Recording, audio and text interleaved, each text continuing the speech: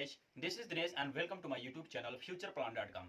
Guys, आज की इस वीडियो में हम बात करने जा रहे हैं डायरेक्ट और इनडायरेक्ट का। जैसे कि आपका एग्जाम भी बहुत पास ही है और जैसे कि आप जानते हैं कि एग्जाम में इस तरह के क्वेश्चन यानी इस तरह का डायरेक्ट आप पूछा जाता है जो कि एक्सक्लामेटोरी का होता है। ठीक है, ऑप्टेटिव हो गया, इम्परेटिव हो गया।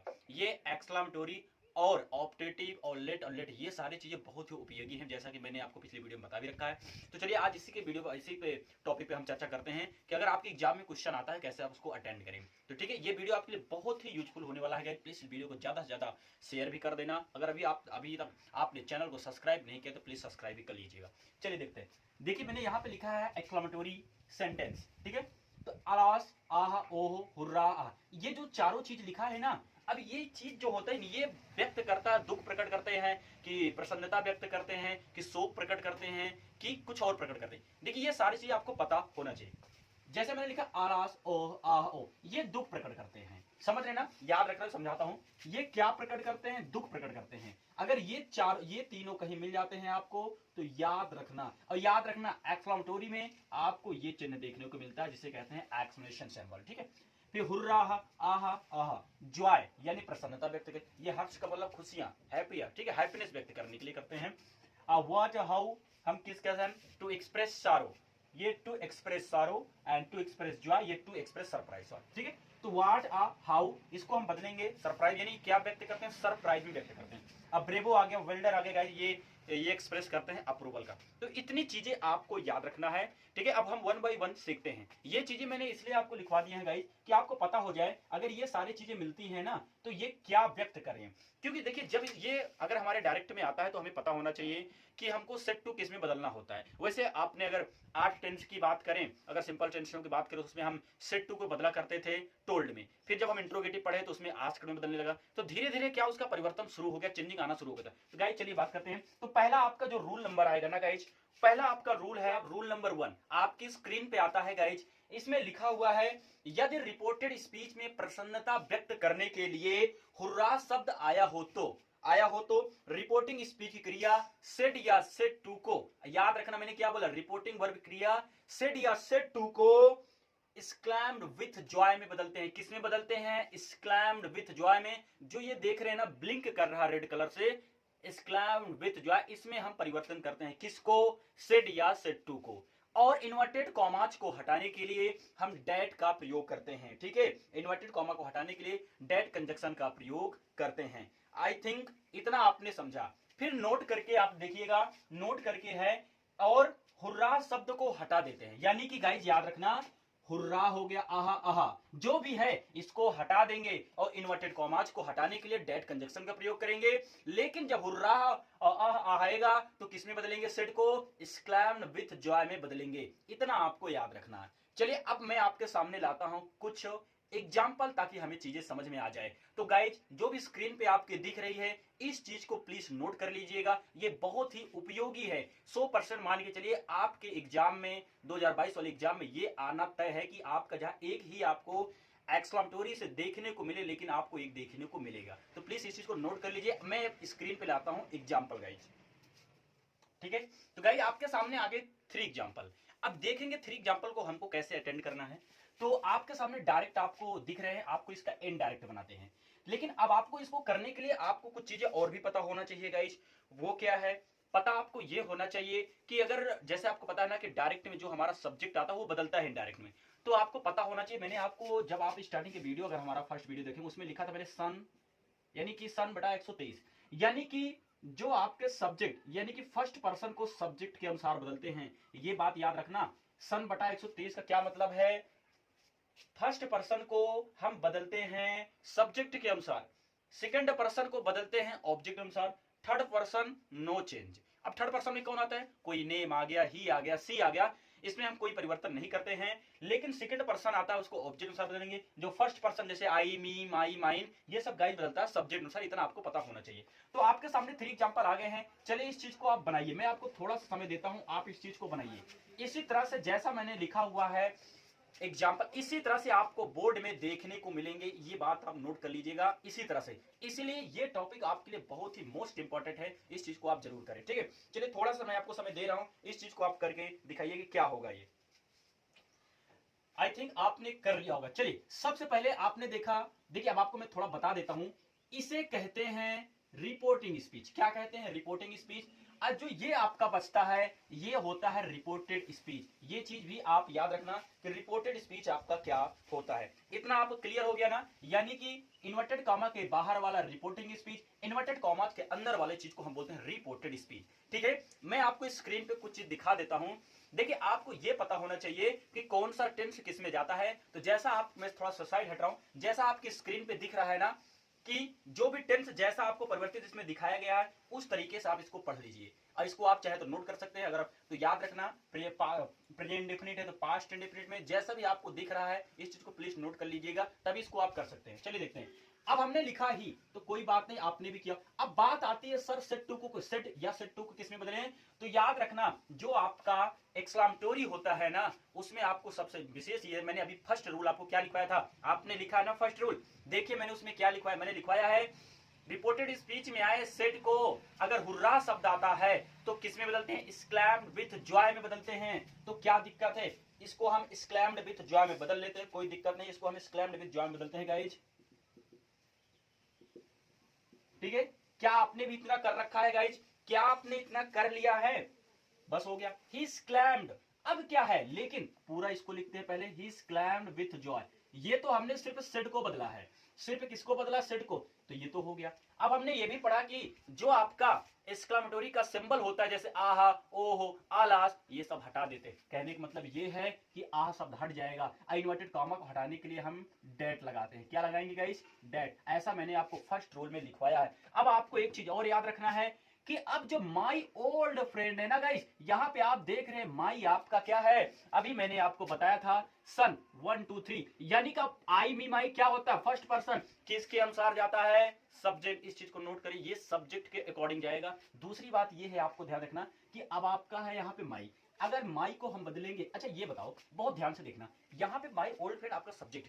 अब हमको सब्जेक्ट, अब आपको जब इसको लाएंगे माई के अनुसार ना गाइस, अब यहाँ पे सब्जेक्ट क्या है? ही। अब माई यहाँ पे है तो अब यहाँ पे जो आएगा ये बदल जाएगा हिज में। इतना तो आपने पढ़ा, मैंने अच्छे तरीके से आपको पता, किस में चला जाएगा? हिज में चला जाएगा। इसका सब्जेक्ट बन गया यहाँ पे हिज, हिज ओल्ड फ्रेंड। अब हैज का हैड हो जाएगा, कम का कम ही रहेगा। बस हो गया। कितना आराम से हमने कर दिया कि इस cloud with joy that his old friend had come. क्या आपने भी इतना आपका सही है? कमेंट करके बताइए क्या आपका इतना सही है? हो गया। अब कोई दिक्कत आ रही क्या? कहने का मतलब है कि आहा या हुर्रा शब्द आता है तो किस में बदलते हैं। फिर दूसरा है दे से, इसको भी हम कर लेते हैं दे, ये भी जाएगा एक्सक्लैम्ड में। ही एक्सक्लैम्ड विथ जॉय। इन्वर्टेड कॉमा हटाने के लिए क्या लगाएंगे? डैट लगाएंगे। इस चीज को हटा देंगे। इस चीज को दिमाग में याद रखिएगा कि हुर्रा या जो भी एक्सक्लेमेटरी का चिन्ह है उसको हटा देंगे।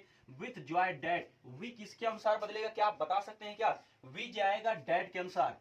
तो अब ये डैट, अब देखिए वी यहाँ पे सब्जेक्ट है तो दे का सब्जेक्ट क्या होता है? दे ही होता है। इतना आपको याद रखना। दे, अब ये किस में जाएगी? दे वन द मैच। ये है पास्ट इंडेफिनिट, पास्ट इंडेफिनिट जाता है पास्ट परफेक्ट में, तो they had won the match. हो गया गाइस, यानी they exclaimed with joy that they had won the match. क्या आपने इतना कर लिया? क्या आपका हो गया ना? इतना आराम से कर लीजिए। फिर है आपका she said to me hurrah I have won the match. इसको बना लेते हैं। अब कैसे बनाएंगे इस चीज को बताइए? इस चीज को हम कैसे बनाएंगे? आराम से बनाते हैं। हम बनाएंगे सी सेड टू को किस में बदलेंगे? हम एक्सक्लेम्ड,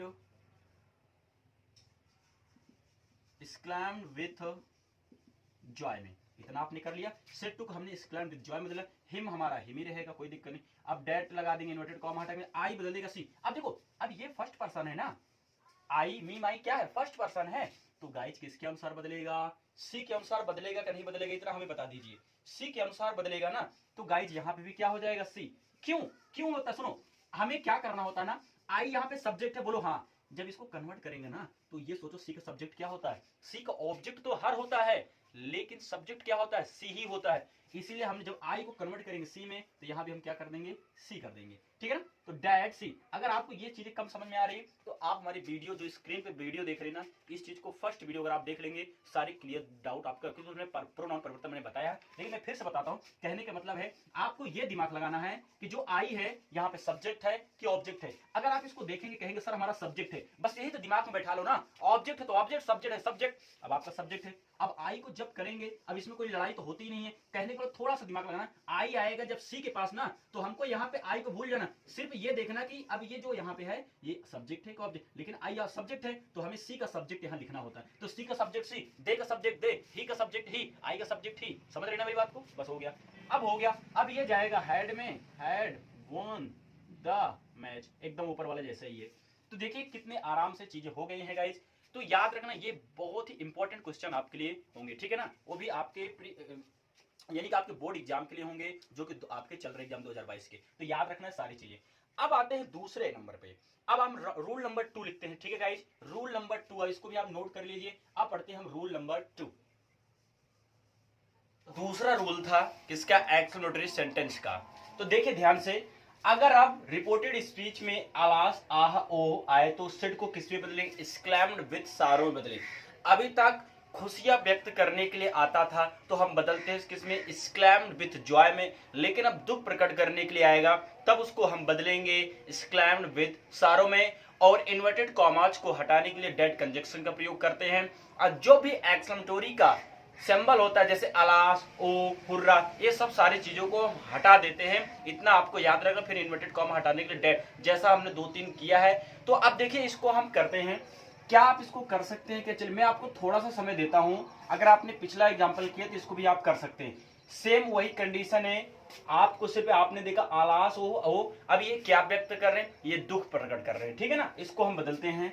चलिए आप इसको थोड़ा करके कमेंट में हमें बताइए क्या आप इसको कर पा रहे गाइस। इसको करके आप कमेंट में बताइए इस चीज को।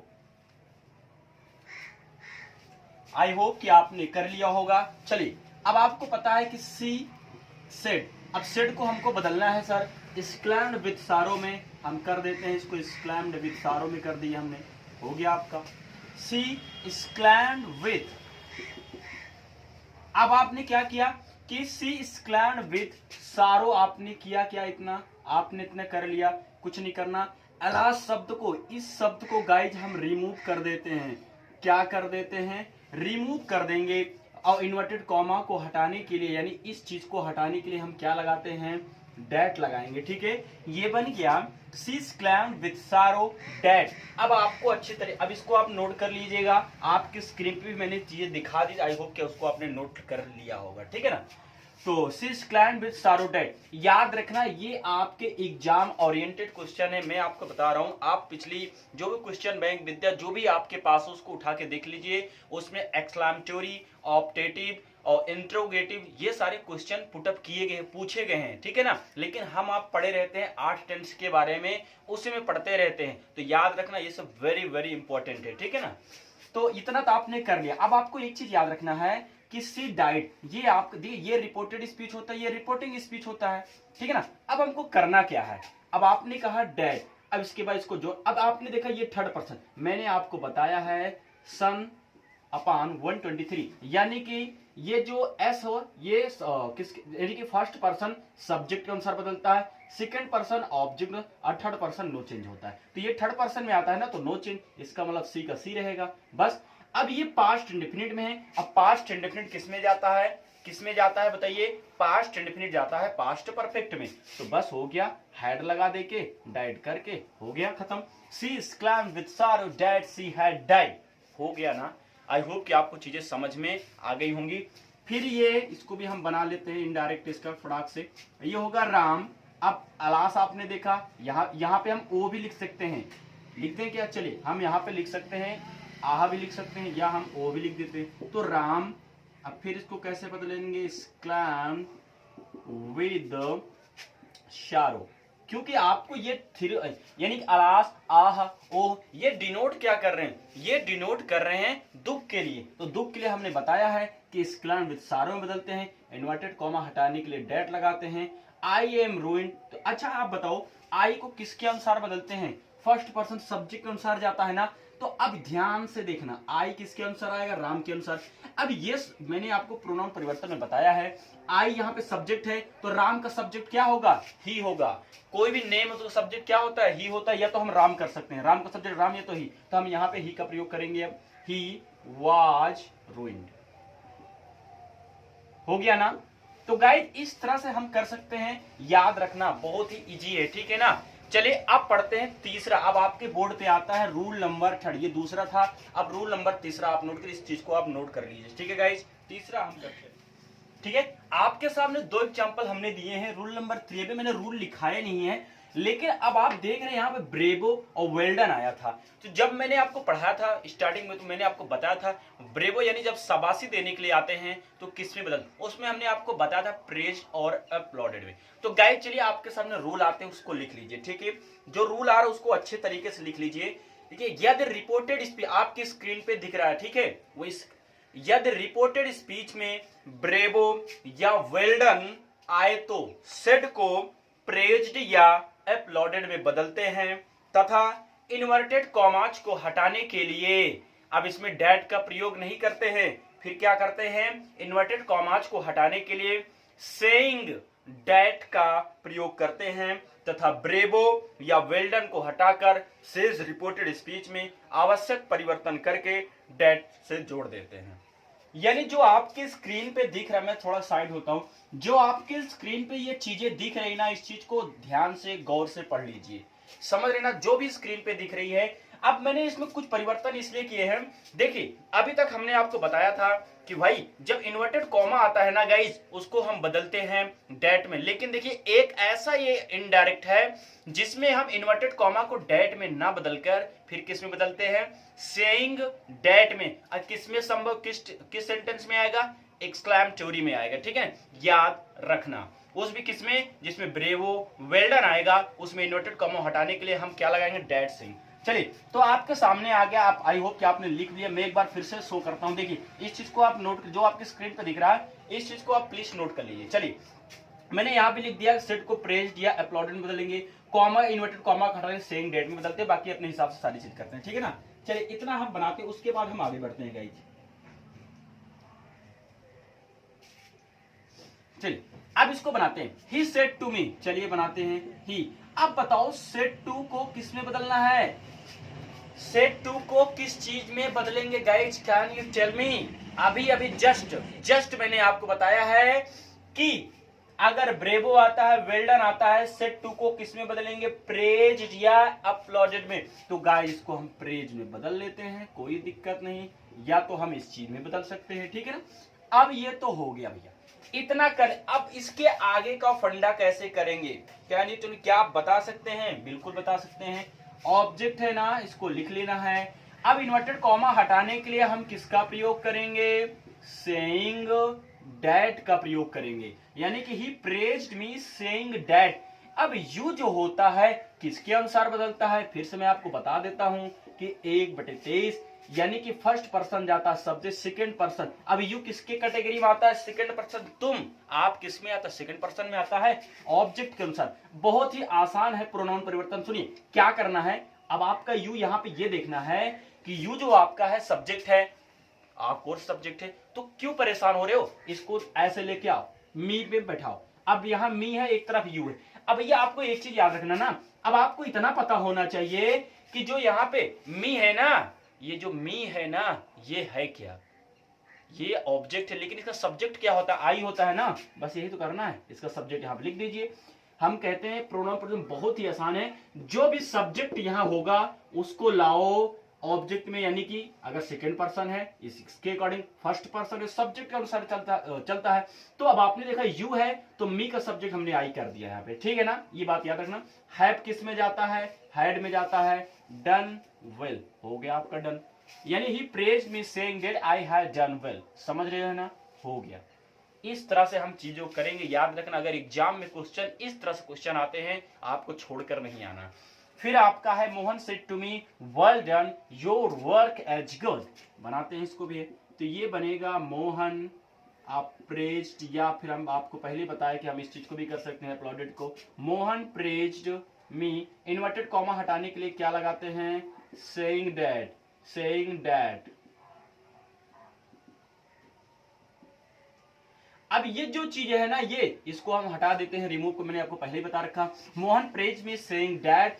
अब योर वर्क इज गुड, अब ये किसके, अब योर को किसके अनुसार बदलेंगे, क्या आप हमें थोड़ा सा, मैं आपको समय देता हूं, क्या इस चीज को बता सकते हैं ये किसके अनुसार बदलेगा। अभी मैंने आपको जैसे ही, अब ये भी तो सेकंड पर्सन है, इसका मतलब जब यू इसके अनुसार आएगा तो योर वर्क तो क्या हो जाएगा, माई वर्क हो जाएगा यहाँ पे, क्योंकि मी के लिए आपका क्या सब्जेक्ट माई आएगा, माई वर्क वाज गुड, ये हो गया आपका। इस तरह से चीजें हम कर लेंगे। आई होप कि ये भी चीजें समझ में आ गई होगी।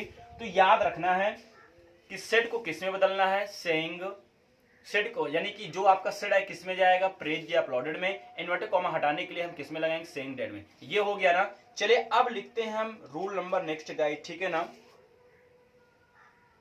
हो गया इतना। चलिए लेकिन एक चीज और याद रखना, नोट करके मैं यही बता देता हूं, अगर देखिए आपकी स्क्रीन पे आ रहा है, यदि ब्रेवो वाले वाक्य में सेड टू के बाद ऑब्जेक्ट नहीं है तो सेड टू के स्थान पर एक्सक्लेम्ड विथ अप्रूवल का प्रयोग होता है। बहुत ध्यान से सुनना, अभी तो यहाँ ऑब्जेक्ट है, लेकिन अगर ऑब्जेक्ट नहीं होता तो सेड को किस में बदलते हैं, हम बता दीजिए। सेड को हम बदलते एक्सक्लेम्ड विथ अप्रूवल। जैसे आपके स्क्रीन पे मैं एक एग्जाम्पल करवाता हूं, एग्जाम्पल के माध्यम से हम समझते हैं चीजों को।